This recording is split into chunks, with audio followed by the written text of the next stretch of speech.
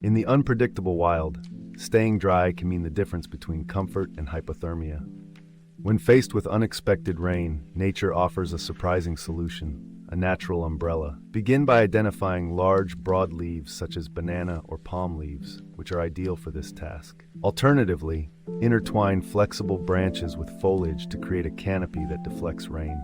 By carefully weaving or layering these leaves or branches, one can craft an effective shield against the elements.